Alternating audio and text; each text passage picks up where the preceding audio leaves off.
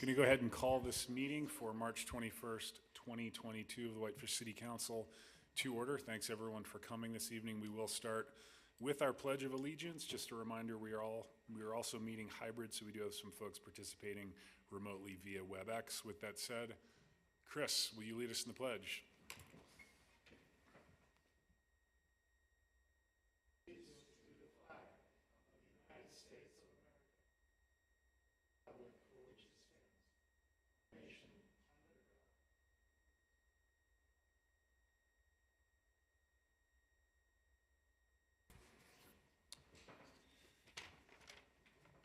Thank you, Chris. We'll move on to communications from the public. We do have one public hearing advertised this evening, so if you're here to speak on that specific hearing, please wait until I call that agenda item. It'll probably be in the next 15 minutes, plus or minus.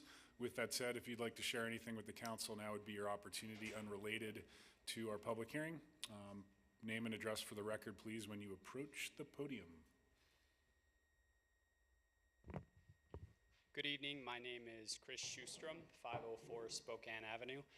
I noticed in the packet that there was a letter regarding the downtown sidewalks, and I thought this would be an opportune moment to just update the council on the great partnership that Dana and Craig helped me put together with over 70 downtown businesses that funded the first sidewalk pressure washing in November of all of the downtown sidewalks from Railway all the way down to 4th Street, including including Railway, 1st, 2nd, and 3rd between Baker and Spokane.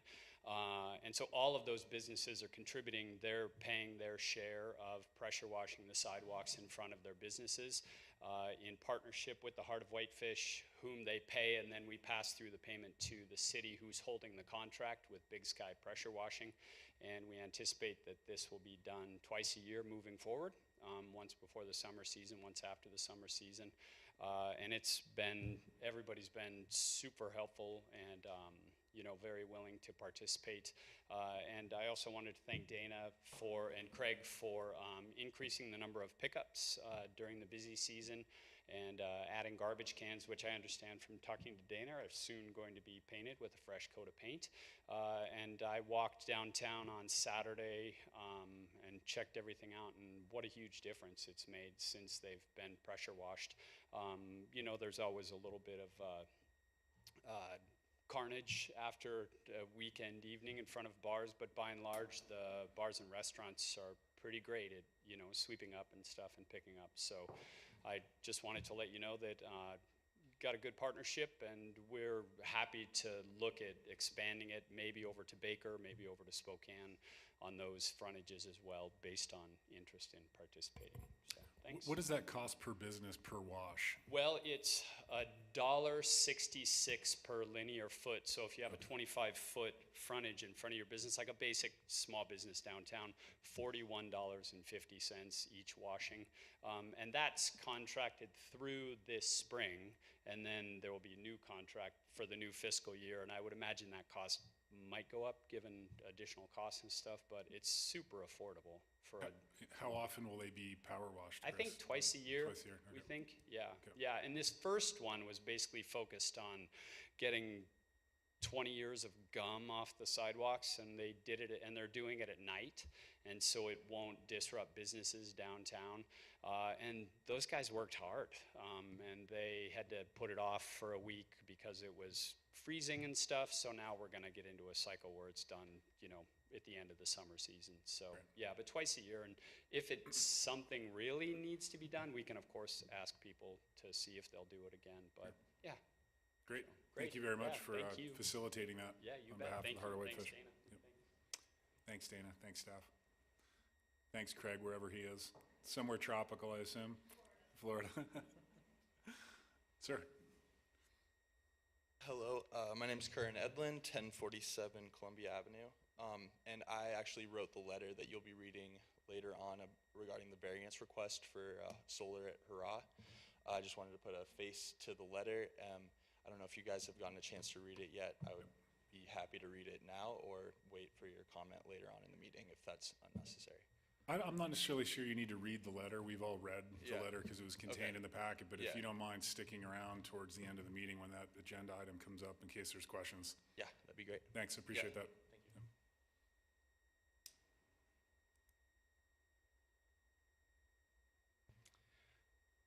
Hello, City Council. My name is John Harvey, Arnica Lane, Whitefish, Montana. I'm the Scoutmaster of Troop 1936 here in Whitefish, and I'm here to raise awareness about teen suicide here in the Flathead Valley.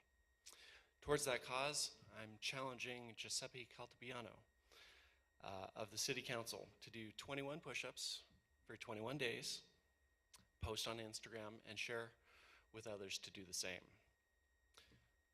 Can I ask a question? Of course. Do you want us to start right now?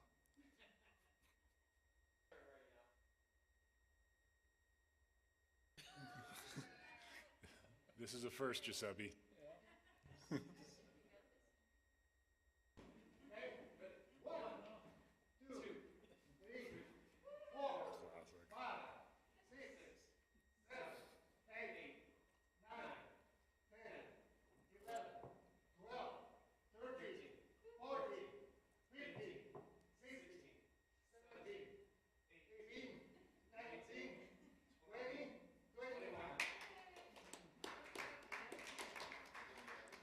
Good job.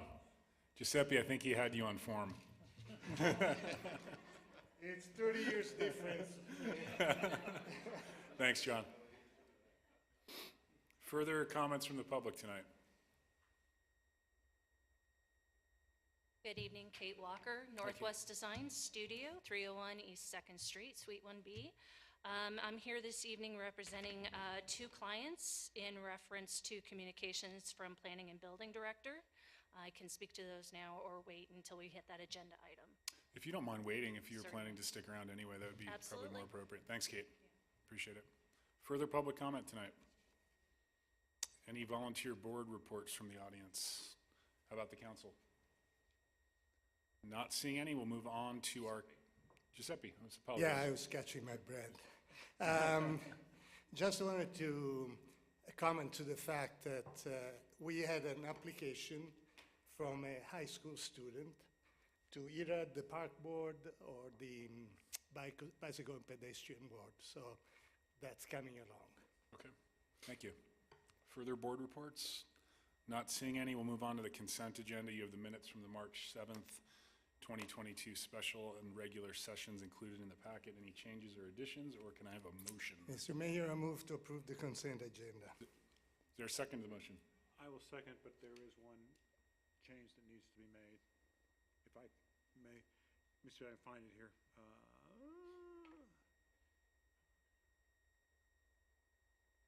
Is it about you being the mayor and not No, being? that was not it.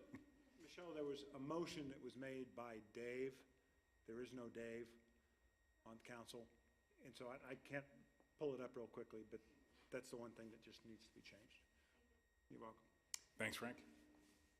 Further comments on the consent agenda? All those in favor, please raise your hand. Those opposed, like sign, and that motion does carry unanimously, which brings us quickly on to item 6 of the agenda, which is our one public hearing, ordinance number 22-5, an ordinance amending zoning regulations, Title 11, Chapter 3, Section 35, short-term rentals, Chapter 9, Section 2, definition, specific to the WB2, B3, WRR1, and WRR2 permitted and conditional uses, and in the WRB1, WRB2, WBMV, and WBMRR permitted uses of the City of Whitefish Code, and this is on a first reading. Dave? I think actually Angela was the one going to talk about this. Okay, Angie's joining us remotely. Hi, Ange. Hi, sorry my camera's off. You guys, I figured you didn't want to see my Carhartt sweatshirt. So my report begins on page 123 of the packet. Just kind of some background. This is what I like to call a do-over. As you guys are well aware, we had several drafts of some amendments to our short-term rental standards that included some midterm rental standards. Those were presented at the December 4th meeting, and then it was continued to the 20th. And ultimately, council did approve those, but then they were at the next meeting pulled off the consent agenda, and the midterm standards were pulled out. It was brought to our attention by the Montana Landlords Association that there was only three, it was a 3-2 vote. I think it was 3-2 vote. And under our city code, ordinances require what's called a supermajority. So this is just kind of a housekeeping cleanup. The amendments themselves don't change a lot of the short-term rental standards. They require a fire marshal to inspect every year. And we just kind of cleaned up some of the language as well as requiring a unique Whitefish ID to be listed with the short-term rental. So with that, I'm happy to answer questions if you have them. Thank you, Angie. Any questions for Angie? Giuseppe, Can we ask questions about the draft right now? please. Okay, Angie, thank you. We're here legislating, so I'm trying to put my mind to a legislative mind. In the standards, we are talking about, just a second.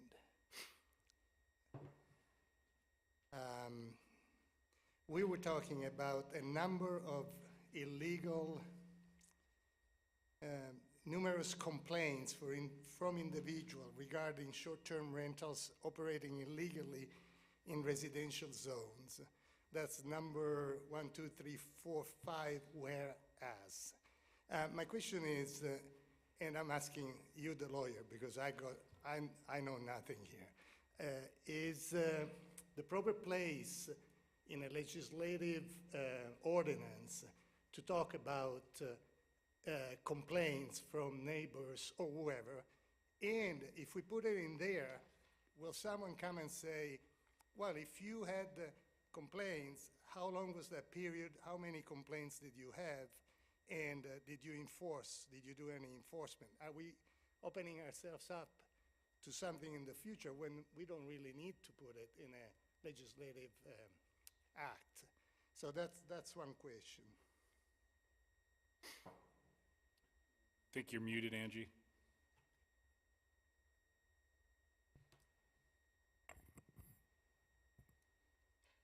Okay, I'm so sorry.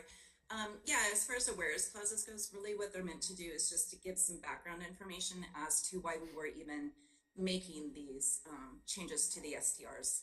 And really the purpose of the changes to the STRs is really to up our enforcement, give us some different mechanisms to enforce our current regulations.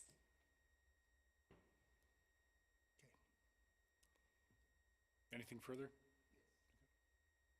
Yes, thank you. And page 111 of the PDF,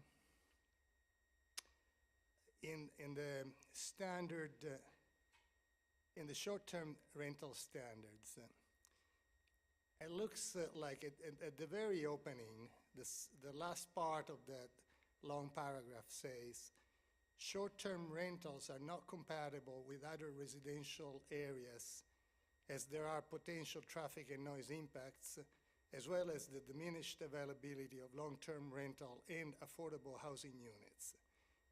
I'm not arguing with the fact that it's probably true, but again, I'm asking, is this the right place to put something that looks like commentary or editorial in the standards of an ordinance that we're gonna vote on?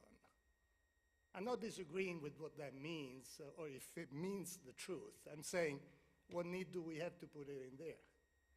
For future, 10 years from now, some councilmen will have to judge, because we sit here in quasi-judicial fashion as well, and figure out what that meant. I managed to silence you, Angie. You're muted.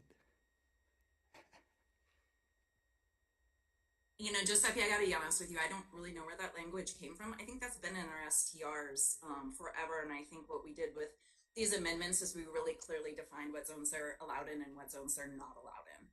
So where that language came from, if it's not redlined, I don't know, maybe Dave does. Thank you. Dave, do you have any follow-up on that? Yeah, it was just, I mean, I think it was background language, and when we adopted this, that the city attorney at the time recommended we have some intent and purpose language that gave us more teeth on why we're, creating the short-term rental standards. And, well, yeah, it's not, I mean, it's in the background, so it's not technically part of the code. It just gives you a purpose for why we adopted those standards, so. Which is pretty common for all of our ordinances. Yep. Anything further, Giuseppe? Further comments from the council? Not seeing any. We did advertise for a public hearing on item 6A of the agenda, and we'll hold that public hearing now. Is there any public testimony this evening? Not seeing any. I'll close the public hearing. Excuse me, Michelle, are any online comments tonight? Okay. I'll go ahead and close the public hearing and turn it back to the council for a motion. Steve? I move that we approve ordinance number 2205, an ordinance amending zoning regulations, Title 11, Chapter 3, Section 35. Is there a second to the motion? Seconded by Councilor Sweeney. Further discussion? All those in favor of the motion, please raise your hand. Those opposed, like sign, and that motion carries unanimously. Michelle, which brings us on to item 7 of our agenda, which is communications from our Planning and Building Director, David Taylor. We will start with our first of 2 requested Lakeshore variances. Item 7A, consideration of a request from Steve and Stacy Gorder Trust for Whitefish Lake and Lakeshore permit for a dock under 60 feet and tree removal, and a minor variance for gravel placement over vegetation in the properties located at 1608 West Lakeshore Drive. And just a reminder, Kate is here as well if you have any questions for the applicant's representative. Hi. Hello. Yes, so first application is for the Gorder Trust, applicant Kate Walker. They have a lot with 78 feet of frontage, and they are requesting a few things. They want the minor variance for gravel placement over vegetation, and removal of a grandfathered lawn and replacing it with gravel instead of native vegetation. And then their standard construction activities include installing a dock 60 feet or under, and removal of a dead tree. So I have PowerPoint slides. Oh, there they are. Yep. So here's the site plan for this. The red line, the kind of squiggly red line, kind of deviates where their lot already is predominantly gravel versus where to the left is going to be where it's mostly vegetation that they want to place gravel instead of native plants over there. So they want to remove 620 feet of existing non-native lawn surface and replace it with gravel. And again, the standard activities are the dock and the removal of a dead tree. 78 feet of frontage allows them 624 square feet of constructed area, and they have no existing construction within the Lakeshore Protection Zone. So the dead birch tree that they want to remove poses a safety hazard. Could you click a couple forward, Michelle, to the white oval slide? Thank you. So the crown has snapped off that tree. You can see the top third of it has fallen off, and it has tree conchs, which indicate heartwood rot.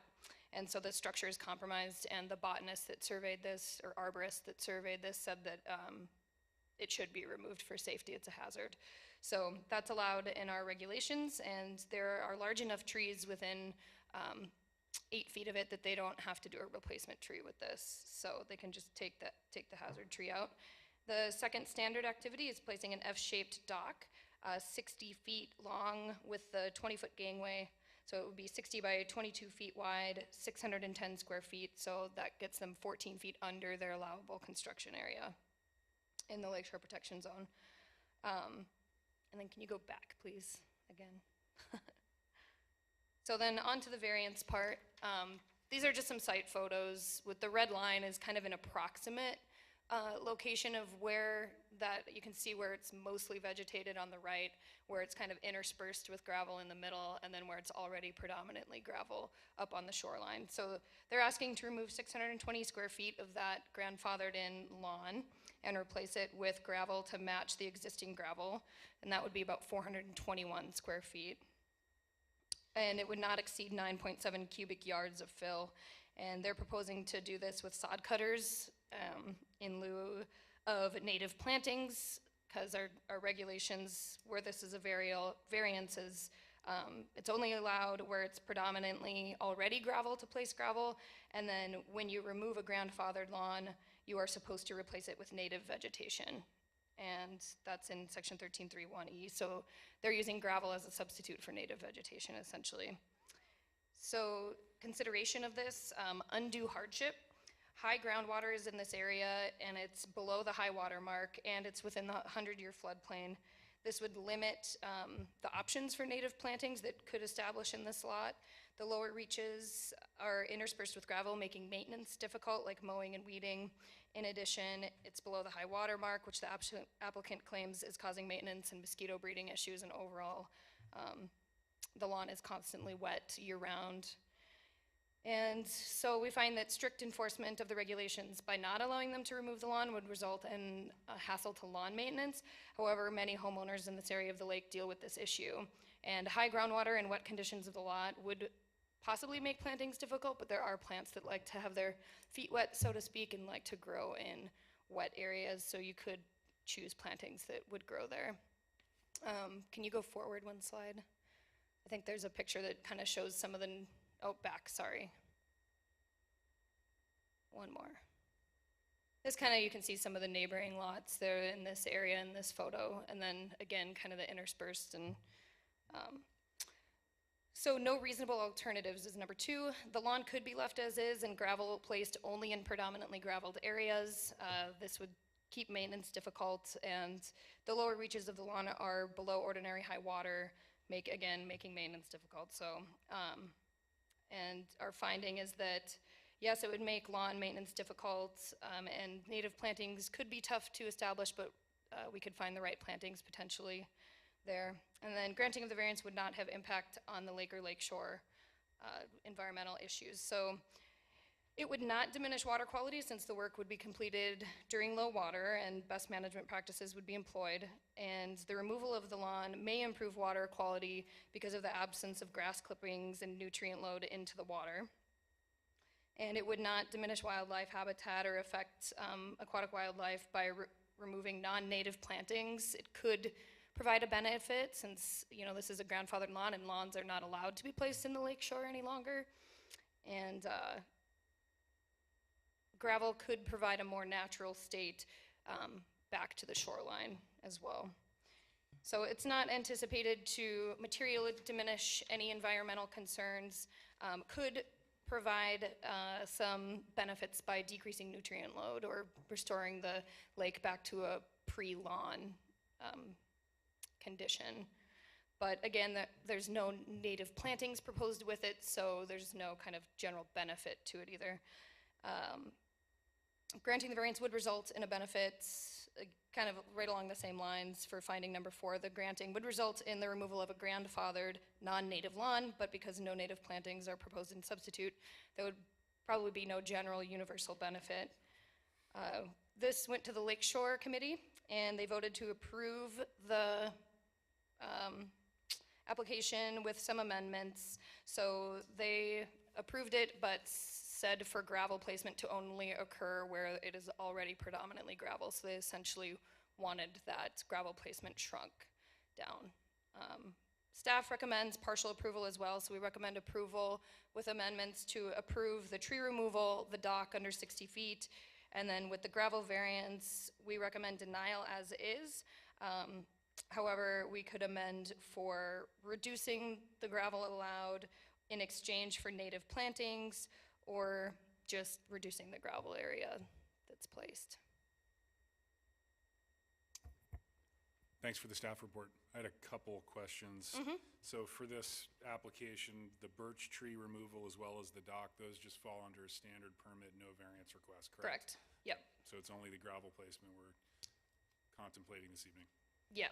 Okay. Yep. And the suggested modification to the gravel placement that's in the staff report or that came from the Lakeshore Committee, is that to limit the placement of gravel from ordinary high water mark down, and then native plantings from ordinary high water mark landward?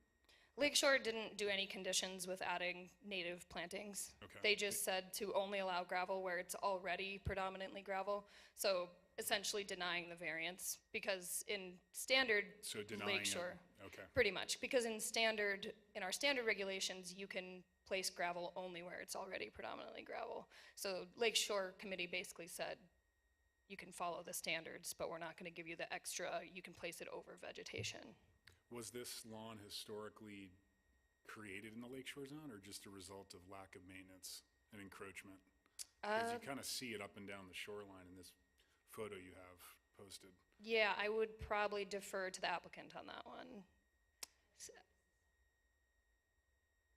It's encroached due to lack of maintenance? Okay. Steve? Thanks, Jessica. I don't know if this is your area of expertise or not, Jessica, but you said that it could be difficult to establish native plants in the area. That's not a hard, it will be difficult. Yeah, I mean, there are, like, dogwood loves to be in wet areas, willows love to be in wet areas. There's definitely native plants that do grow in marshy, kind of wetter conditions. But I know a lot of applicants work with the Center for Native Plants to come up with a site plan for what kind of seed mixes would work or what kind of grass mixes would work in that lakeshore protection area. So there's options. Okay, thank you. Rebecca? Kate, do you mind joining us? Thanks. Mostly what is the hardship for use? Like, is it because it's bumpy, or why are they doing this? Okay, so if I may step back just a little bit and explain, all of this work is proposed lakeward of average high water. So this lawn has encroached due to lack of maintenance from the previous owner into or lakeward, and is now exceeds the average high water by plus or minus 14 feet. So what the owner is trying to do is kind of recapture some of that. Because it has encroached so far to the lake, and because there is high groundwater in this area, it is so marshy that he cannot maintain it. He can't put a mower on it. It's very difficult to weed eat. Right. And so it's causing maintenance issues. Yeah, that's what I wanted to know, like how they were not able to use it normally. Okay, thank you. Further questions for Kate or Jessica? I had a question related to the vegetation. I mean, clearly, from your perspective, I mean, there's a host of species that would be appropriate for that zone above the ordinary high water mark. I think you mentioned a few, but, alder, dogwood, water birch, willow, et cetera. Is that proposed as part of this lakeshore application? It is not, because all this work falls below average high water.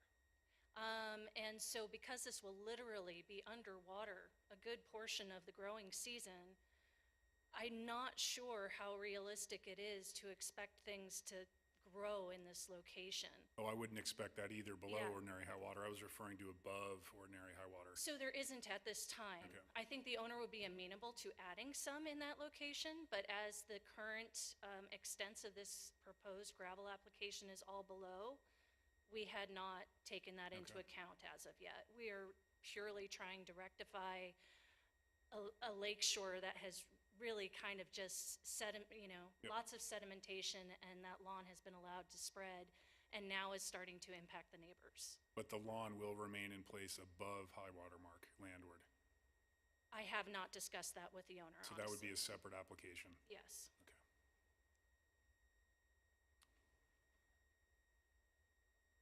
Thanks, Kate. Yep.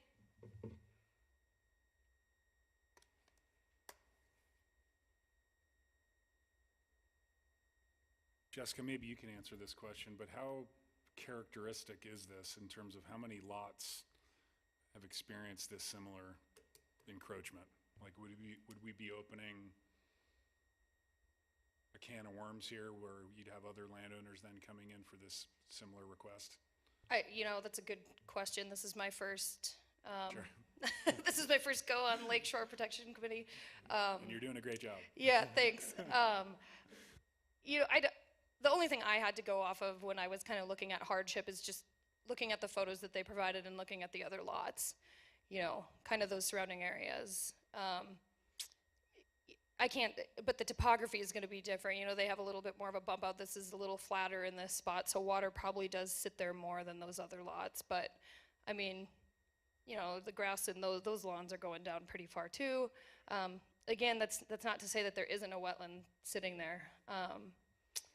And, yeah.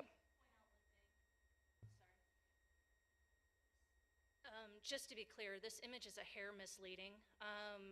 You can see in the far distance there's a stake standing up against those dark shrubs on the far side. The limit of the gravel is actually lakeward of the proposed limit is lakeward of that the stake. So that stake is the average high water elevation, and the gravel limit is lakeward of that. Okay. And then if you go back to the site plan, Michelle, please. I know, John, you asked about the Lakeshore Protection Zone and if the rest of the lawn was going to stay in there. So in this, you can see on the far left, that blue line, that's the Lakeshore Protection Zone. So they're only proposing to do stuff below that high water mark where that stake was in that photo. So like you said, if they wanted to do that whole lawn, that would be another application because they'd still be doing stuff in the Lakeshore Protection Zone. They're only talking about the section right below the ordinary high water mark where those stakes were in the photo. Not the 20-foot setback. Yep. Right. If they did anything else in there, it would be another permit. Yeah. Okay. Thanks. Giuseppe. Yes, I have a question about the process. The Lakeshore Protection Committee voted unanimously against this variance. Am I correct? Correct. They approved the two standard activities and then basically said you can follow the standard Lakeshore regulations. Okay. So, yeah. So, if this is a common situation where the standards are creating a side effect that is not what is wanted, is there a process to modify those standards? How does that work? I mean, if all of a sudden loans that were grandfathered in a wrong way, and now we need to act, but I don't want to act against the standards. So maybe we're seeing a lack of an accurate standard here, and maybe the discussion shouldn't be here, but should be to where the standards are defined. I know, are you talking about the standards of grandfathered lawns? Yes. Or? Well, the Lakeshore Protection denied it following certain rules, which are the standards you cited.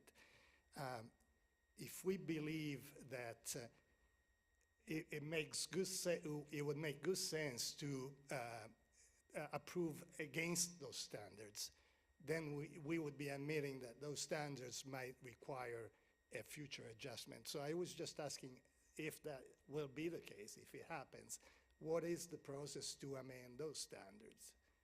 I think the nature of a variance request is to go against you're getting a variance from the standards as they are. Okay. So you're asking for that exception to the rules that are put in place. So these variance criteria have been in full effect since probably the adoption of the Lakeshore standards. Okay. So I think undoing those probably isn't realistic at this point. And I know that some of these criteria are very subjective, but when evaluating this request for a variance, you need to specifically analyze those four criteria and use your judgment to determine whether or not it qualifies. But it has to meet all four criteria. Thank you. Yep. Frank. Just because I know this is your first one, and you're doing fine, doing great. We had long discussions a year or so ago about protection of the lakeshore and my recollection of the term essentially was active gravel beaches or whatever it was. Dynamic. And we talked about it at that time. Is what they're proposing through this variance consistent with that discussion and the approval that we gave for another gravel beach a year or plus ago, that we were gonna use an evaluation. Are they gonna do essentially the same thing? No. Or do you know? Okay. Yeah, I know a little bit of the background on that. Dave and I just went to a seminar on dynamic gravel beaches that Mark put on just a few weeks ago, and so I do have kind of the background on that, and you know, we're working on follow-up on that project, I know, to give you guys. But this would just be a standard gravel application. This would not be constructing one of those dynamic beaches. That being said, like, we are working on, you know, possibly coming down the pipe, changing some of those gravel regulations to better fit, you know, what kind of along the dynamic lines, you know, and allowing, because right now our regulations state only one gravel application per lot is allowed in the lifetime. So we're still working with all of that and talking with those experts on that. But this particular gravel application is not a dynamic, you know, constructed dynamic beach. It's somewhat similar in terms of function. Like if you were to, and correct me if I'm wrong, Jessica, I've actually met with Mark and looked at his gravel beach designs, which extend much further into the lake. Below they low water. extend lakeward below ordinary high water and certainly below low water. Right. And it's a different gradations of material that's placed to create the wave break, so that what you're considering here would be like the swash zone. And so when you look at the gradation that's being proposed of 3/4 inch to 1.5 inch wash gravel, it's very similar to what Mark would probably recommend for this particular and zone. that's what is proposing. That's not a gradation. That's just the size range that they would Right. use. Yep. But it's not like they're gonna go 1.5 inch up here to Exactly. 3 inch here and then dig down it'll be into lower and blended. create the step. Yep. And Yep. yeah, this is just a standard application. Similar in terms of function. Yeah. Above the water. The difference is I'm hearing is the dynamic beach is more, it actually extends into the water itself and down below. Yeah, they're more involved. Yeah. Yeah. Okay. All right, thank you.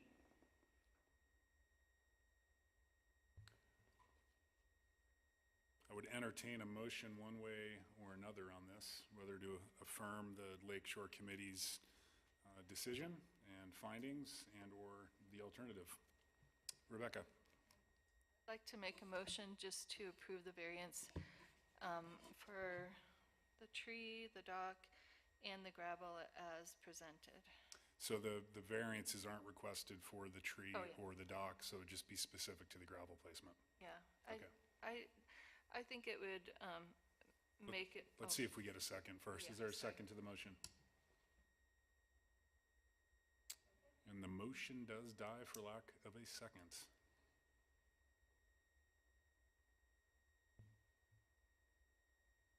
Mr. Mayor, under the circumstances, I'm going to move to approve the recommendations of the Lakeshore Protection Committee denying the variance in my if I get a second. Is there a second to the motion? Seconded by Councilor Fury. Discussion? The reason I'm having a hard time with this one, Jessica, is, and I appreciate John's comments, I would be happy to agree to this variance if this was a dynamic beach approach or dynamic shoreline approach to life that was what we've been considering for the Lakeshore. Under the circumstances, I think we have to follow the current, because there is no exception here, and it's very clear as to what the Lakeshore regulations will allow. And so that's the reason I'm moving to affirm the Lakeshore Committee's denial. Further comments on the motion? Andy? Yeah, just a couple. I mean, I kind of have a hard time with this one because it's, you know, one of the reasons that Lakeshore denied it is the fact that we're covering up vegetation. Well, we're covering up non-native invasive vegetation, which is lawn, which we don't allow anymore. So, I mean, there's the part of that I'm a little confused with. But that said, it doesn't meet all four criteria for a variance, and that is a pretty strict thing in our rules, that you must meet all four, and it doesn't do that, and therefore I'll go ahead and vote for the motion. Further discussion? Giuseppe? Yes, just commenting that, again, there there are 2 layers before it comes to here, and I agree with both Frank and Andy. The Lakeshore Protection voted, and I'll stick to their vote, with their vote. Thank you, Giuseppe. Further comments? Rebecca?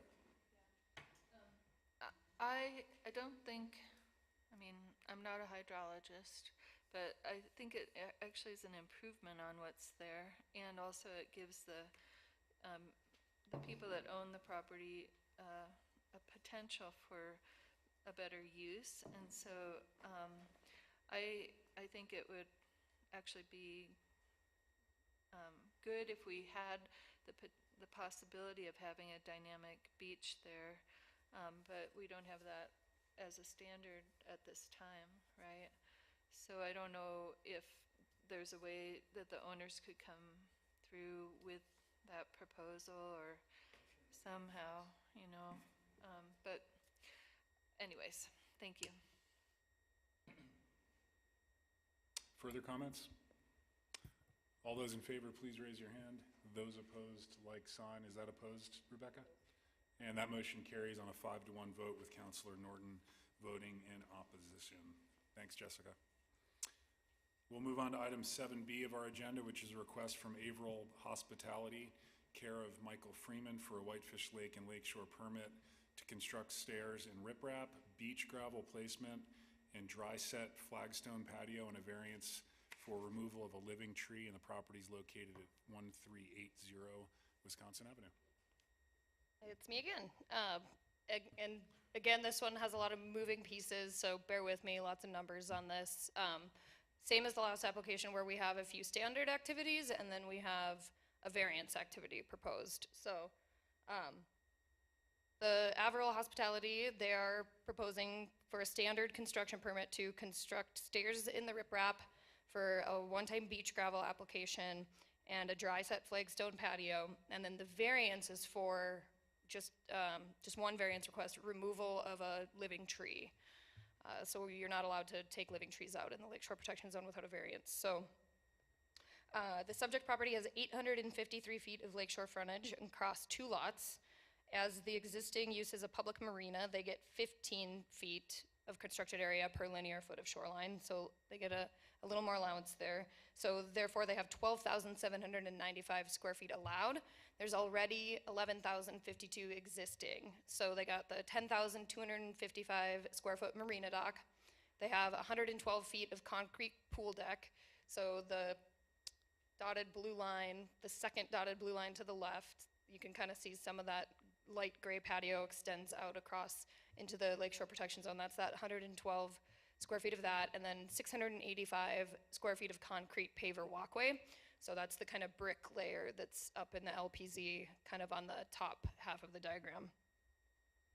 So they are proposing a 75.5 square foot staircase and a flagstone patio, 1,003 feet. And that would total 12,131 square feet of constructed area, which is under their allowed by 664 square feet. The staircase, part of the standard application, would be built through the existing riprap on the shoreline.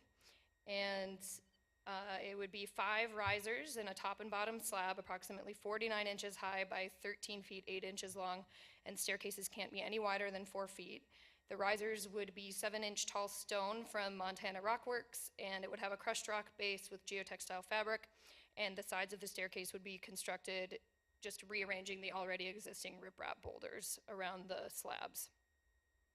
And then secondly, they are proposing to complete a one-time beach gravel application of 4,170 square feet at 4-inch depth. The application does not exceed 106 cubic square feet, which they're allowed based on their shoreline. And gravel does not add to constructed area within the Lakeshore Protection Zone. And again, gravel may not be placed in areas where there is predominantly vegetation, and any native vegetation already on the shoreline would have to remain in place. Can you go one step over, please? One more. That's kind of a close-up of the proposed stair.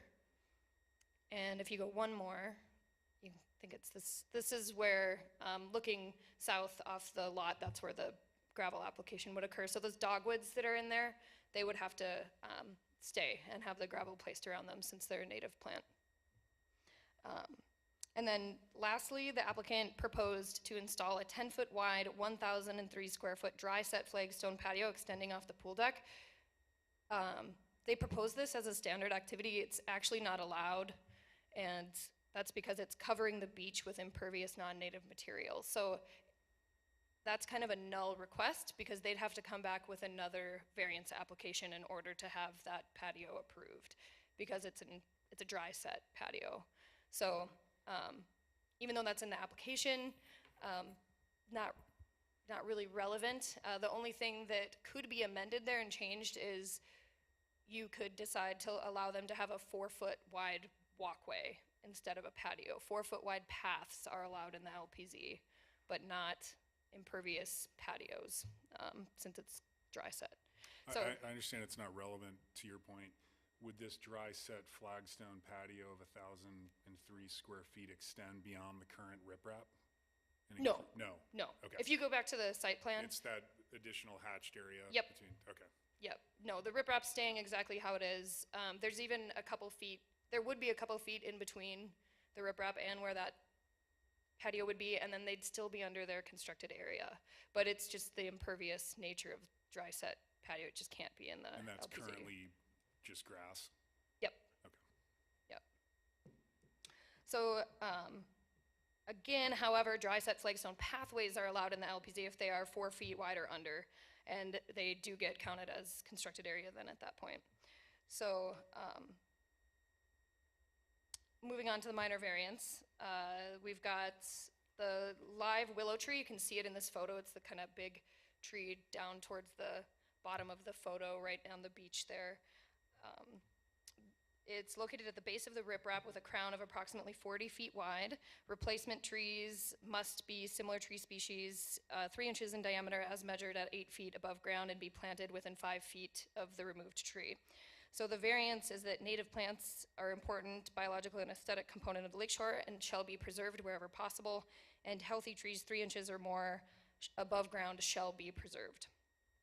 So again, variance criteria, undue hardship. The applicant states that the tree is visually disruptive and difficult to maintain. Maintaining visual aesthetics in a commercial area is imperative for business operation. The applicant would like a more aesthetically appealing tree. The tree arborist report did state that willow trees are subject and more likely for heart rot and branch failure, and that this particular tree does sit in soil that is sandy and gravelly, so it does have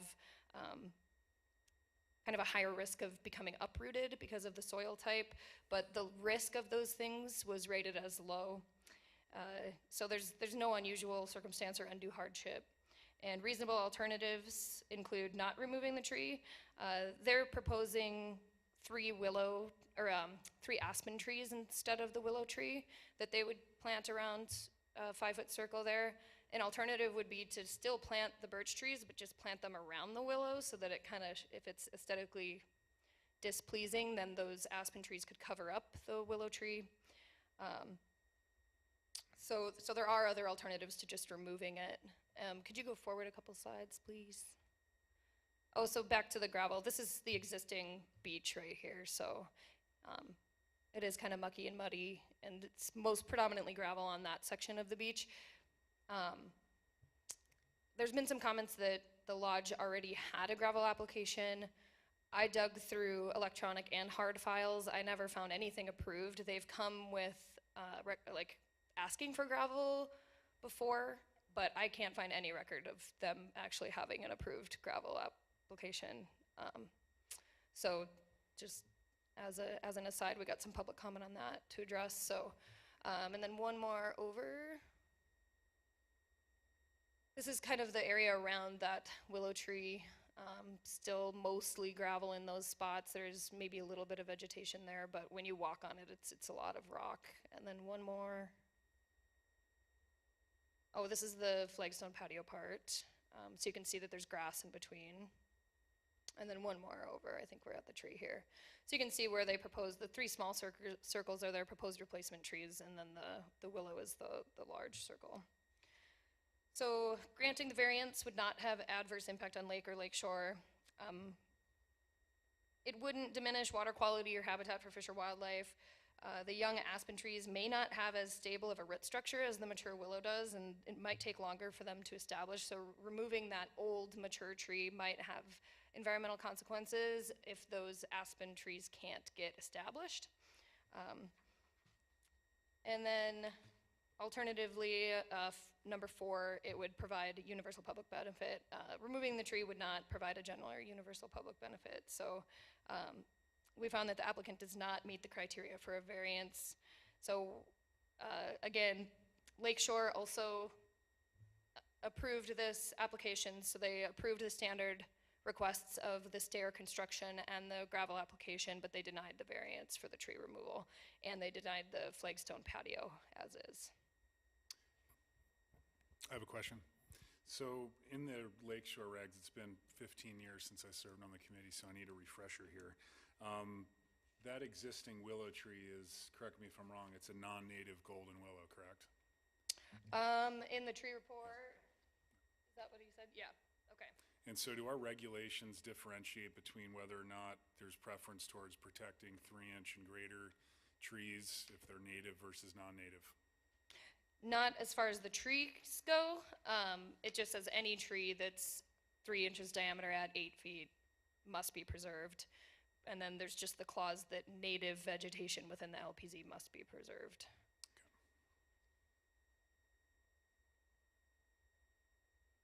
And then secondly, although probably not needed to talk about tonight, but regarding that flagstone patio, as an alternative, if they were to come back, don't our regulations allow for other alternatives, like materials such as pervious pavers that actually don't count towards the impervious surface? Yep. Okay. So Yep. there are alternatives to flagstone. Yep. Or they could do like a wet set where it's, you know, not dry set in there. Okay. Questions for Jessica? Or Kate, for that matter? Or the applicant's representative? Please. Yeah.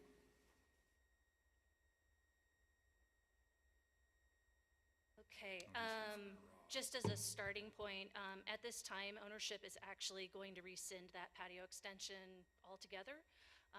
We had a conversation this past week, and we'd really like to take another stab at that and present the Lakeshore Committee with an option that we think is mutually beneficial. So we are going to step away from that discussion altogether, if you all are okay with it, and move toward the tree. This is a golden willow tree. It is not a native tree. While the intention of the Lakeshore construction regulations are clear, this is a commercial use designation along the lake, and therefore, you know, whether we like it or not, certain aesthetic considerations should be considered. The golden willow is not native to Montana and can be invasive along waterways. The tree is located adjacent to high-use pedestrian areas, and as Jessica mentioned, these have a tendency to drop limbs and fall over if they are damaged. The current condition of the tree is structurally sound, but as I mentioned, there are some risks there. Ownership would like to replace the willow with 3 aspen trees at its current location. An additional 2, which were not shown on the plan, they are amenable to adding near the stone steps, which are proposed as well. The replacement of the willow provides a more aesthetically pleasing, less obstructive view of the lake, which is important to business, while providing a native alternative. The replacement of the tree being completed while the remainder of the Lakeshore work being completed would result in less disruption to the lake.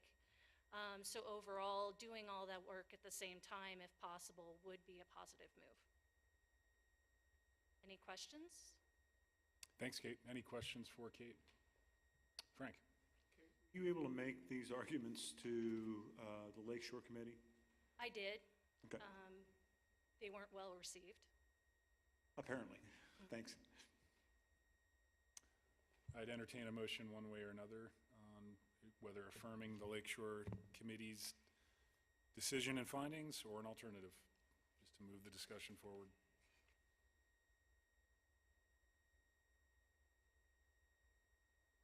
Giuseppe. Mr. Mayor, I move to accept the finding of facts and the votes of the Lakeshore Protection Committee and the staff. Is there a second to the motion? Seconded by Councilor Fury. Giuseppe, would you like to address your motion? I'm just consistent with also the previous motion. Thank you.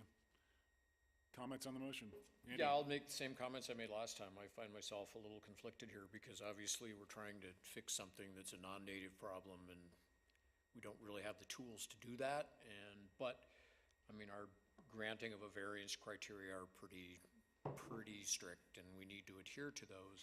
But what it does is we've seen two applications in a row here that indicate that we have a problem with our lakeshore protection regulations. Obviously, when we have people coming in trying to do the right thing and trying to get rid of non-native species, get rid of non-conforming lawns, and yet we don't really have the legal tools to do that. And I hope, Kate, you understand that. I mean, it's just, I mean, we have rules and regulations and unfortunately we need to follow those. And then when we see that they're not serving us well, then we obviously need to take a look at our regulations. And we've talked about this with other lakeshore applications, and I realize that our poor planning staff, as Dave's over there going, oh, you're kidding me. But anyway, it just goes to show all of the pressure that we're under as a city and as a staff, that we've got a lot of outdated sort of tools that we're trying to do the best we can with. But at the end of the day, we still need to apply the rules as equally and fairly as we possibly can. So I will support the motion. Thanks, Andy. Steve? I just had a question, if there's any possible way to still plant the aspen trees, or do they need a variance to do that? Is that? I don't think they need a still plant variance. the aspen, because it seems to me if get the aspens established, I know they couldn't be right where they're supposed to be on this diagram, but if you get them established and come back and say, listen, we planted these trees, we still want to take this other one out, might go farther, I don't know, potentially. Further comments on the motion? All those in favor, please raise your hand, and those opposed, like sign, and that motion carries unanimously. Thanks, Jessica. Thanks, Kate.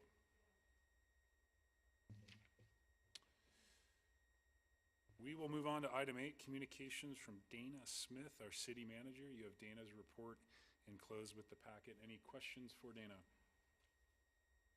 Dana, anything additional to report on? Not this evening. Great, thank you. Thanks. Item 9, communications from the city councilors. We have a letter from Hurrah requesting a variance fee to be waived. That's on page 217 of the packet. I forget your name, I apologize, but we do have the applicant's representative here if you have any questions for the gentleman. Excuse me? Okay.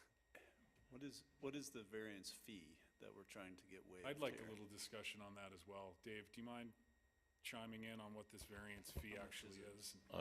Not exactly sure. It's something like $7.95 for, maybe a commercial variance is different. I don't have the fee schedule handy. Let me see if I can find it real quick. I'm not necessarily concerned about the amount, although I'm sure the applicant is, but what drives the variance, the need for the variance? Well, because they're building something in a setback. So the structure that In the holds the solar setback. panels is in the building setback, yeah. Okay. Yep. You're welcome to address the council. If you just come up to the podium if you don't mind. Thanks. Yes. So basically what we're trying to do is Hurrah Baum wants to install solar on site to supplement some electricity. Unfortunately, it wasn't planned into the initial building there, so the roof is facing the wrong way. They've got their wastewater management or their runoff management is the gravel parking lot area, and so really there's like a 25 by 25 foot square where they could put solar, and so we were looking at different options, just basic pole mounts, a tracker option, but those kind of it's kind of just like could be considered an eyesore, and so we were trying to figure out a creative way to kind of create two uses for the space, one being like an outdoor workspace, as well as having solar on the top there. And so the variance, from my understanding, is you can't have a foundation 15 feet from city property, and this is at the, I don't know if you're familiar with where Hurrah is, but it's right next to the Emergency Services Center, next to the parking lot there. So there's, you know, there's not a direct building right next to it or anything like that. Not that that matters. So we were hoping to ask for a variance to put a solar system in that 25 by 25 foot square, which ultimately would probably require some sort of foundation in that 15-foot buffer, with the idea that the solar could potentially bump up with the property line there. Part of that, and from what I understand when I initially communicated with David, from his email, the variance fee was $2,000. It's not going to be a huge structure, so that's a significant amount to stack on top of, you know, let's see, I think it was 20 panels, which go for maybe like $1,500 at the max. And then obviously there's going to be some more for it being kind of a, you know, having the foundation, not just being like a simple pole mount, but having like a more of a gazebo kind of vibe, I guess. So outdoor workspace kind of thing. So we were hoping that the city would consider waiving the variance fee in order, and I'm not saying like approving the variance at all, I'm just saying waiving the fee in order for us to go forward with the application without that as a cost and an additional cost to trying to do generate clean energy on site. So it's a 20-panel array? Yeah, initial design is about 20 panels could fit there. How many watts? We do 400 watt panels, so Per panel? yeah, so 8 kilowatt. Okay. Any questions? Thanks for your time. Yeah.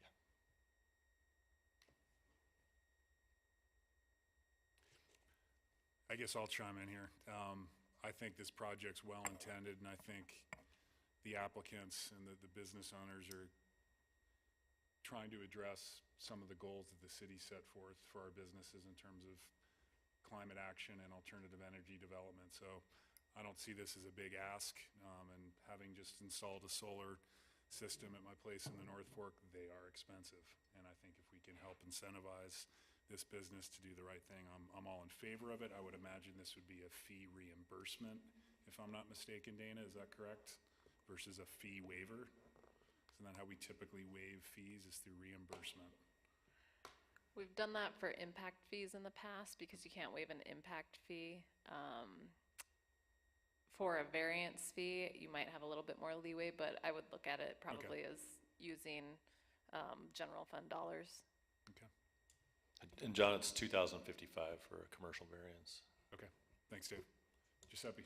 Yeah, I was asking again about the process. We're outside of the agenda, but I would make a motion if it's acceptable to waive the application fee. The variance fee? The variance Okay. fee, yes. Is there a second to the motion? I'll second it. Seconded by Councilor Quinnell. Further discussion? All those in favor, please raise your hand. Those opposed, like sign, and that motion does carry unanimously. Thanks for your time tonight. You bet. And we have a second letter from Patty Johnson. I think Chris Schustrom addressed this at the beginning of the meeting. That was a letter that I received in my inbox that I just thought I should forward on to the city. Any comments on that letter? Dana, thanks for getting that program up and running. It's a huge benefit to the downtown. John, I just have a quick comment. Our Sure. sidewalks all over town are disgusting right now. I walked here tonight from home. There's dog crap everywhere on all the sidewalks. They're all full of gravel. It's just that time of year, Yeah. I think. That's part of it. That's right. So, anyway. We'll start with councilor comments tonight. Who would like to begin? Giuseppe. Right to left. I'm so thankful. This is the third time you make me start, Mr. Mayor. We'll go the other direction next time. That's fine.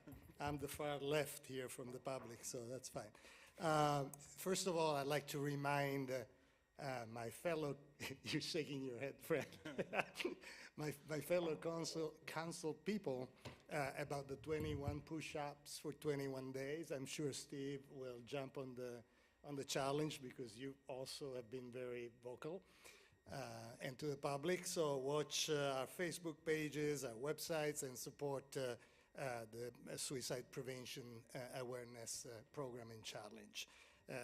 It's a serious issue, and anything that I personally can do to increase their awareness, I'll be willing to do that.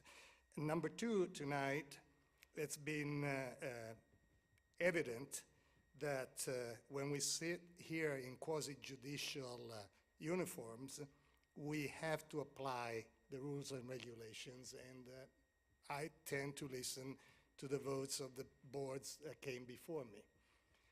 And at the same time, I believe that when we do that, although every variance is considered uniquely, we are creating a sort of jurisprudence, a precedent.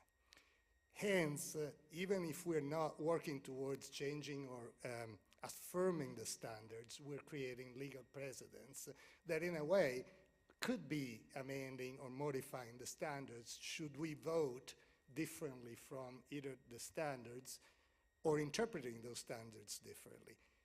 Finally, I would exhort all of us to look at the process and to seriously consider if there are 4 rules for a variance and one of these rules might be time to be amended, and I don't know what I'm talking about. I'm talking about the process. Maybe these are symptoms and flags that tell us as leaders of the city, let's go back and check the legislation so we don't have to judge always conflictedly. And I rest my case. Thank you, Giuseppe. Steve? Is this the time to talk about the WBT zone? Please, yeah, I Okay. was going to bring it up, but please go right ahead. Okay. From just a couple leftover things from the work session tonight, I do agree about taking out some of the uses that are there. First one that I have a little bit of heartburn over is warehousing. Where was that one? Oh, wholesale and warehousing. Those just kind of, when I think of a warehouse, I don't think of that as being what I want to see when I drive into town.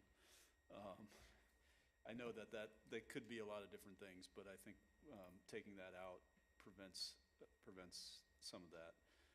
The other thing I have a little bit of heartburn over is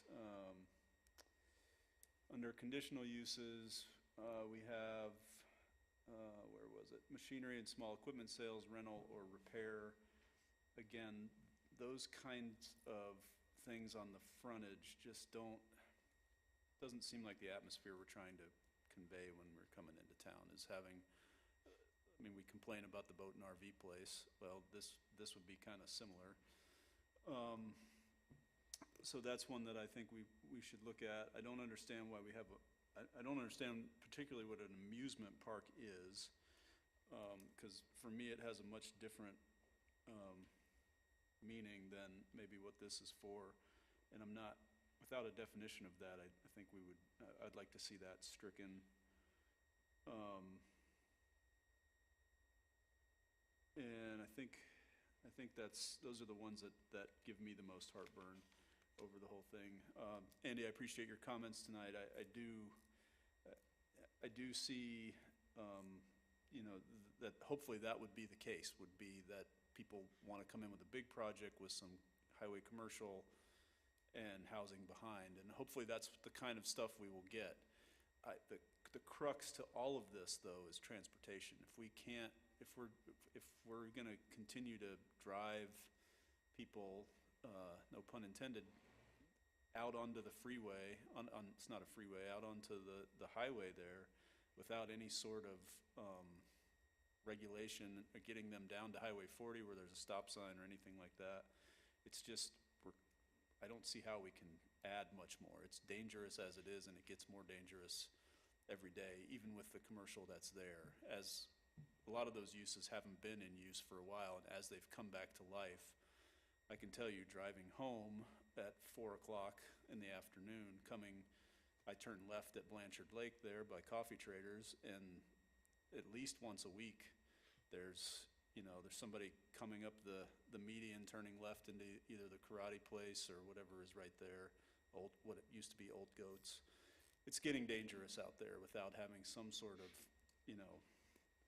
regulation. And again, that's not our, we can't control that, that's a state issue, but in terms of applying stuff, I think we're gonna have to have some sort of transportation plan for that area and look at where we're gonna require easements to be given to drive, to get people into one or two of those regulated intersections rather than just having them all come out on one driveway. So those are the things that I'm thinking about for that. Other than that, I don't really have anything else. Thanks. Why don't we stay on the transitional zoning discussion? Any other thoughts from the council? Andy? Yeah, I thought about this during the break a little bit, and I guess maybe one question would be is like if we want to encourage, if we think that any large-scale commercial activity out there is gonna be one that's not gonna require annexation and it's not gonna require services, and they're probably not gonna wanna annex because they don't wanna pay resort tax or whatever those reasons would be. Maybe we take a totally different tact and look at it from the commercial standpoint, that it's ancillary activities that would support residential neighborhoods, period, for commercial. So maybe we only look at daycares, maybe we only look at coffee shops, maybe we only look at the things that people would walk or ride their bike to out in those areas that, that takes part of the, okay, we're out on the highway problem with dense residential. So I don't know, I think eliminating 100% of it would be a mistake, obviously, because you're gonna need some services for people if we do have any density built out in that area. So I don't know, maybe that's a way to look at it and just say, it's like, okay, and like Ben was saying, it's like, okay, let's have our vision of what this is going to be in the future and what we would like to see there, not necessarily what we're seeing on the ground there today or what worst case scenarios are. Maybe that is our vision for that. It's like, I don't know, it's just a thought. It's like, which means then we get rid of obviously RV parks, campgrounds, amusement parks, a lot of this stuff goes away. It's, I don't know, just a thought. Frank? Andy, once again, I think you've captured at least my thoughts on the matter. I think if what we're really saying is what we want out there is residential of some kind or character, I think that's right. That we say, okay, if you're going to put any commercial use out there, the only way we're going to take it is if there's residential go with it, and if the commercial is ancillary to it, or and we need to kind of define that. I think that was a good point. What is ancillary or commercial to residential was somebody questioned whether that was, how is that defined and what does that really mean? We need to look at that, but I kind of agree with you, and I at the same time, and I think we also need to think about, okay, what we want to look at or what kind of highway standards we need to have out there, and I don't know whether we need to have that before we put this in place, David, or not. You can tell us, but it seems to me that what we have to all understand, that no matter what we want out there, we can't require it until somebody wants to come into the city. And so the idea that if we legislate it, it will happen is not a truism. And I quite frankly am a little frustrated by some of the comments that we get on a consistent basis that we have to do this, otherwise we'll have sprawl. Well, we don't get to play that game. I just want to make that very clear. And we will do what we can, and I think it's fair for us to create a vision out there as to what we want and what we will accept into the city. But don't anybody fool themselves. Don't anybody fool themselves that our legislation or what proposed zoning we might accept out there is going to make it happen. That frustrates me no end. I just had to say that. So. Thanks, Frank. Ben? Yeah, Andy, I do think your point is well put about how you think about the use of commercial down there supporting residential, because I do kind of feel that is what would be best for the community, and I would stand by my previous statements, now multiple statements, about the fact that I think we should try to present a vision for what we want it to be, and then the chips fall where they may in terms of people annexing or not. So I do like the idea of thinking about it like that. I mean, I'd be happy to go through and talk specific uses, or we could go back and try to reframe the discussion with that lens or something like that, I think could be useful. I also want to say that the transportation, the specific problem of having large volumes of cars turning left on the highway, it sounds really concerning to me. So if we allow for, in particular, residential that has a lot of units, a lot of people, I'm not opposed to that, but I mean, I can just imagine long lines of cars trying to turn left on the highway, and if people are going, you go fast, I mean, it's 65 miles an hour through there. And so I kind of wonder how that works, or how, from a high-level view, like, how do we manage turning left on the highway? And so can we get a stoplight on there? Can we do something to, like, try to facilitate, like, I mean, I'm not an expert on this, frontage roads or whatever you call it, to try to channel them all down to one place and then put a light there. I don't know, open to any ideas, but it does just seem like if we have a situation where we blanketly allow for, large developments in these large acreage parcels with no plan for the transportation to getting back to the highway, that seems like a bad situation. So looking for a solution there. John, if I could comment on that, since I'm the one who drives to Kalispell every day. It's happening in Kalispell. They built the big Ford dealership there, and then they're building on Rose Crossing. They're building, I don't know how many units back there, and they're building to the north of Rose Crossing, and now they're building across the street as well. And there's gonna be a stoplight put in because they finally got triggered enough trips for the state to put another stoplight in there. And I don't think that's the solution that we want, though. We don't want an endless chain of stoplights coming through there. When we talk about how our town has changed, we used to have 2 stoplights. And there was nothing until you got to the flashing yellow at Reserve. And then there was nothing again until you got to the hospital. So we do need to be really careful and sensitive about how this is all going to play out. And the safest way is to channel it to a couple openings rather than until the state comes in and says, yeah, we warrant another stoplight or traffic circle or whatever it is. But it sounded like the county is addressing that, didn't it? That they're talking about that overlay plan, wasn't that? I thought I heard something about that. Further comments? I'd like to give some specific, Rebecca, I'm sorry, did you have something to say? Yeah, it was nice that the county planning director came to meet with us tonight. And yeah, there is an overlay that's supposed to work out there already, and a lot of these issues with traffic and frontage roads and increasing safety was already talked about. But I guess because we have to initiate complaints, it's all complaint driven, so I think that needs to happen. We need to actually analyze what we want to see changed out there, and I think then they would start to work with us more.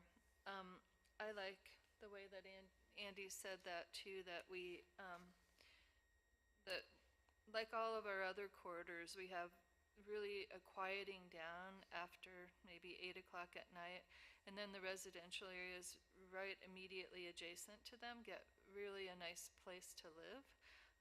And so I think this corridor could also be that way, where there'd be light commercial and then residential behind it, which is already there. People just don't know it because they never go into those neighborhoods. But it is an area definitely that we could get more housing in if people wanted to do that. I'd like the threshold to start at 7,500 square feet, not 10,000, just to give it more of a small feel out there. And I would like the site plan to be part of it, because I think it is more fair to the people that are developing property to know ahead of time what to work with. And I like Rhonda's idea of removing bars and distilleries because of the traffic issues, casinos and restaurants, entertainment centers also. And then I'd like more definition of how housing would look out there. I don't think we want huge huge structures, but it is a good potential place for more neighborhoods. And I like the idea of working out a more defined plan with the county on where the frontage roads would go and where people would access the highway, because that is going to take quite a bit of cooperation with the county over time to improve the safety of that section. So I think we need to start on that and identify what they've already done with that, but also make sure that we're pretty solid on that. So I like the direction we're going in if we kind of tone it way down and allow it to transition into something where people could live out there in a little bit more density, but not have it too, I don't know how to describe it without being offensive to people. But anyways, thank you, Dave. Thanks, Rebecca. Further comments? Dave, is that sufficient direction, or do you need more pointed direction? I'd prefer if you guys went through the uses and decided, if you're gonna, go Andy's suggestion, what kind of commercial ancillary things, would you guys wanna see, professional offices, things like that, that would be, buffer the highway? Cause you can say you wanna live next to the highway, but, all the semi trucks using their Jake brakes right in front of you all night long is a whole different story, as we've seen in other parts of town where we ban Jake brakes, but, obviously can't on a highway out there. So, Do you guys want to go through that this evening, or do you want to try to schedule another short work session at the next meeting? Another short work session? But you have homework to do, to come prepared for the next work session with those items. Okay. Is that okay, Dana, or are we full at the next meeting? No, we should, I don't know that we'll be ready for the annexation policy one still, so we have time. We can do 45 minutes or so. I really like the discussion that I'm hearing. I know when we met with a potential real estate development group a couple years ago for that southeast intersection of Highway 93 and 40, it was a real estate development group from the south, mid-state real estate partners, and essentially what they were interested in doing was a, quote, town center, which is basically dropping a town within a town. So I think by tightening down these standards, we're going to get a much better result than another town center, which will just be another town at the gateway to our town. So with that said, I think we're back to Frank. Councilor comments. Thank you. And the couple of things that I would like to say relating to something we've all identified this evening, Giuseppe in particular. One of the things I think, Giuseppe, that we have to understand is that the use of variances, they are unique to one another. By law, they are. They are not setting precedent by law. So I think we can, at the same time, if we consistently, under the same set of circumstances, either agree to or deny, that does. But I think you can be rest assured that variances are just that. They're one at a time. They are not about setting precedent. On the other hand, I think we've identified, Dave, and a couple of things that I think we need to address, and I think are consistent with what we want to do, is we need to at least schedule a thorough or review of the Lakeshore issues that we've identified that were inconsistent with what we really want and what the Lakeshore really means. In other words, the two that are here are the gravel placements and how they do that, and then the other is the non-native species that happen to be in the Lakeshore Protection Zone that we really don't want there. And we want to encourage people to change that and make it. Yeah, and we're working on some Lakeshore regulation updates. We can certainly include that. Yeah. One of the issues with removing native vegetation, it does disturb the Lakeshore if you remove a tree. Right. We do require just the tree to be cut off and not the stump not removed. Right. Because that affects the Lakeshore, and so. Yeah. I agree with that, but I think what we're saying is that clearly somebody wants to put in native versus a non-native, and yet we're saying we can't do that under our current regulations, and the variance is not warranted.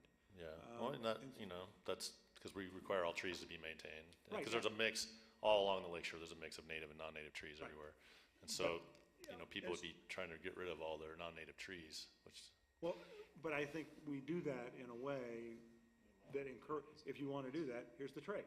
You got to put in native, and you can only cut them off, and we don't want to disturb the lakeshore. I mean, we need to provide a way for people to, for lack of, as Andy said, do the right thing. And I think you agree with that, or at least I perceive that you do. And so I think we ought to pursue that. And then the other is that this probably goes back to our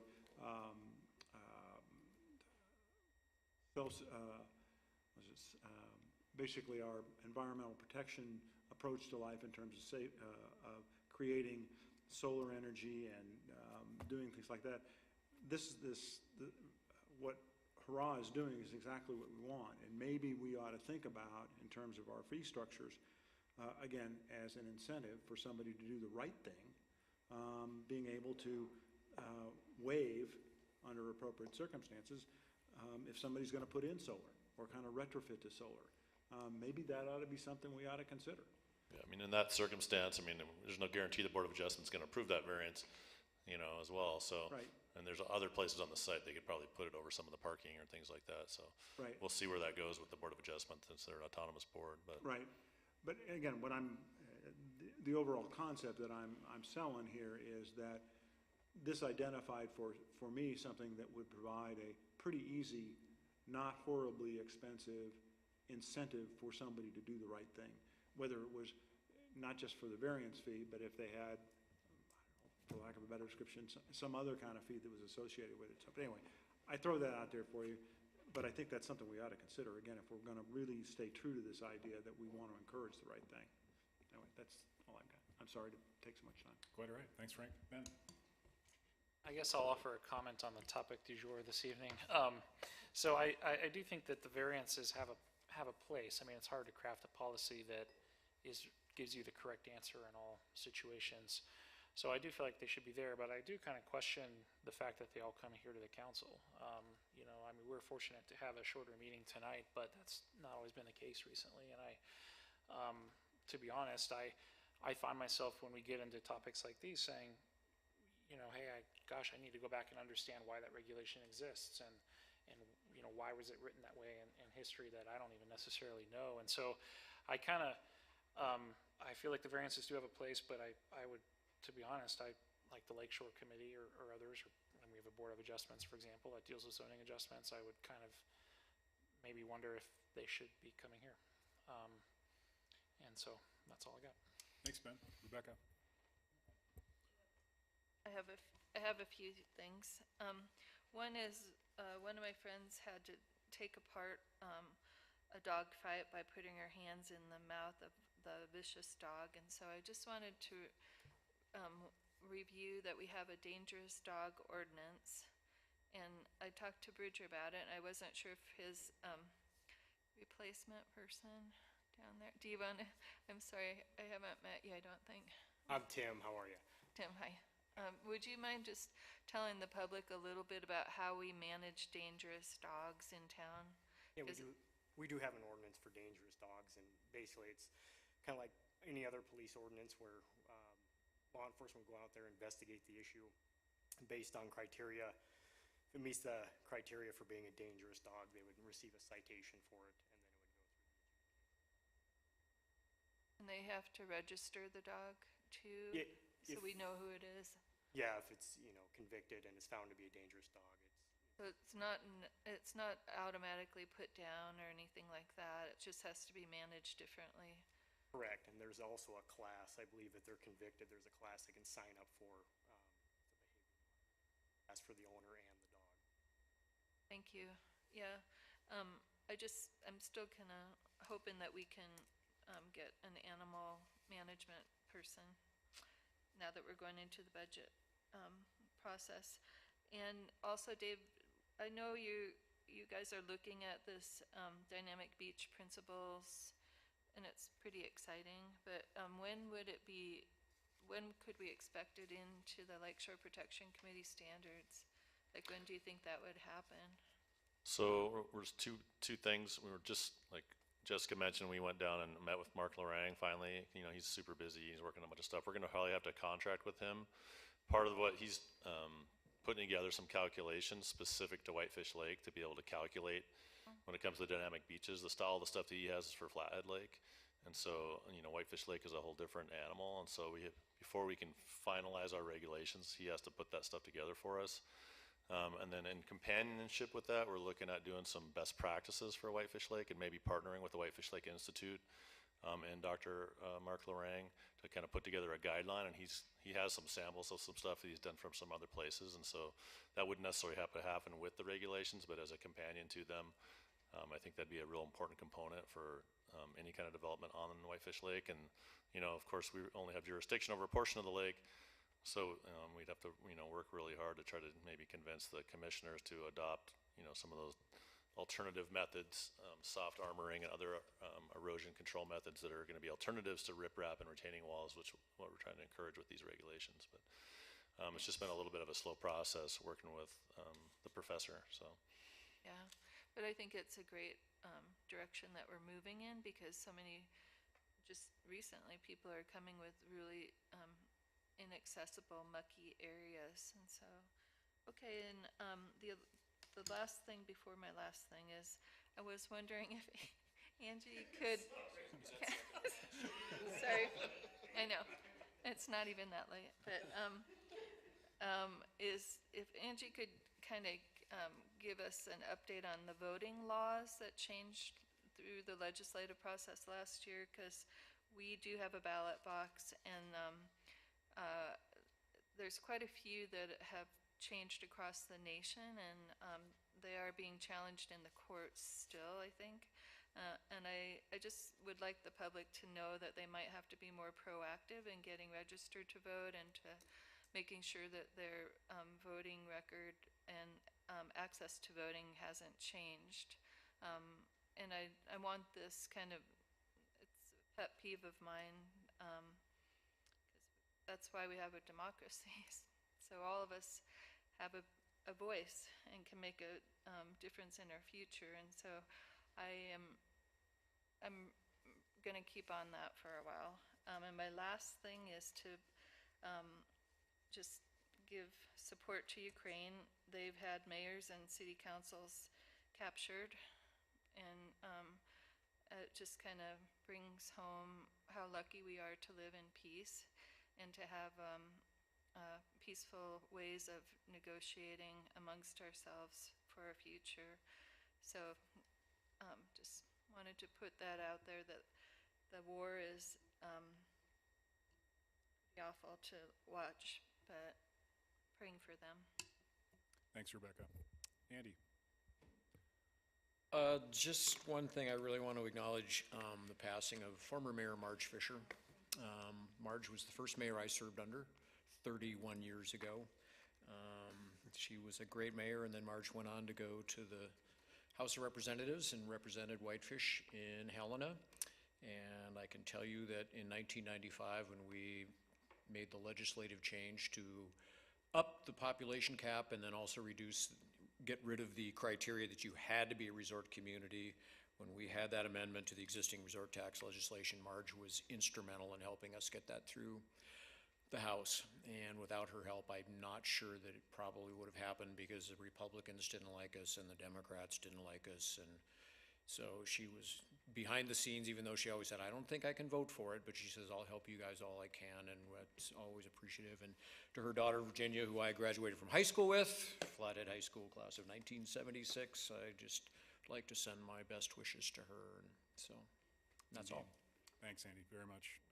Anything further from staff, Dana? Council? We are adjourned. Have a good evening.